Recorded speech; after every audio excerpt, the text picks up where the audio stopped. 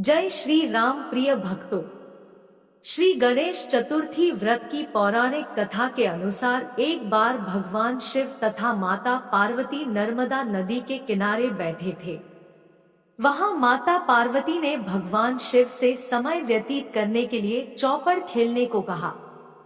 शिव चौपड़ खेलने के लिए तैयार हो गए, परंतु इस खेल में हार जीत का फैसला कौन करेगा, यह प्रश्न उनके समक्ष उठा तो भगवान शिव ने कुछ तिनके एकत्रित कर उसका एक पुतला बनाकर उसकी प्राण प्रतिष्ठा कर दी और पुतले से कहा, बेटा, हम चौपड़ खेलना चाहते हैं, परंतु हमारी हार जीत का फैसला करने वाला कोई नहीं है, इसीलिए तुम बताना कि हम दोनों में से कौन हारा और कौन जीता। उसके बाद भगवान शिव और माता पार्वती का चौपड़ खेल शुरू हो गया। यह खेल 3 बार खेला गया और संयोग से तीनों बार माता पार्वती ही जीत गई। खेल समाप्त होने के बाद बालक से हार जीत का फैसला करने के लिए कहा गया, तो उस बालक ने महादेव को विजयी बताया। यह सुनकर माता पार्वती क्रोधित हो गई और क्रोध में उन्होंने बालक को लंगड़ा होने, कीचड़ में पड़े रहने का श्राप दे दिया।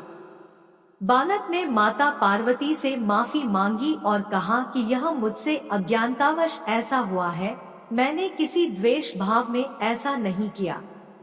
बालक द्वारा क्षमा मांगने पर माता ने कहा, यहाँ गणेश पूजन के लिए नाग कन्याएं आएंगी, उनके कहे अनुसार तुम गणेश व्रत करो, ऐसा करने से तुम मुझे प्राप्त करोगे। यह कहकर माता पार्वती शिव के साथ कैलाश पर्वत पर चली गई। 1 वर्ष के बाद उस स्थान पर नाग कन्याएं आईं।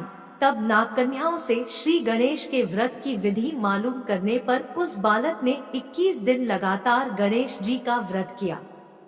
उसकी श्रद्धा से गणेश जी प्रसन्न हुए। उन्होंने बालक को मनोवांछित फल मांगने के लिए कहा।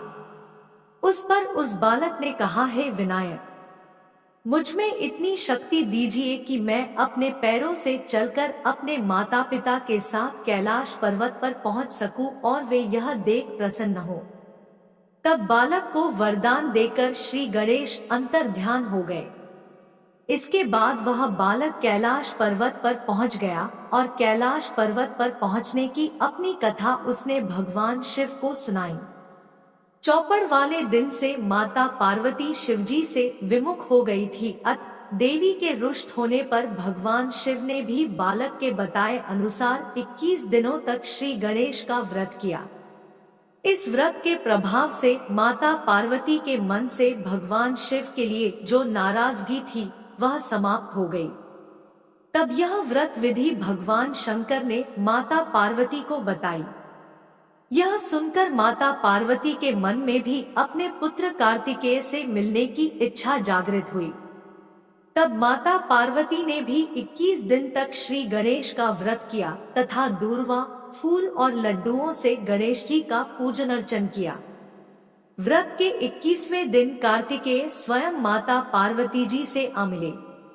उस दिन से श्री गणेश चतुर्थी का यह व्रत समस्त मनोकामनाओं की पूर्ति करने वाला व्रत माना जाता है। इस व्रत को करने से मनुष्य के सारे कष्ट दूर होकर मनुष्य को समस्त सुख सुविधाएं प्राप्त होती है। मित्रों, यदि यह वीडियो आपको पसंद आया हो तो कमेंट में गणपति बप्पा मोरया जरूर लिखें और चैनल को सब्सक्राइब करें।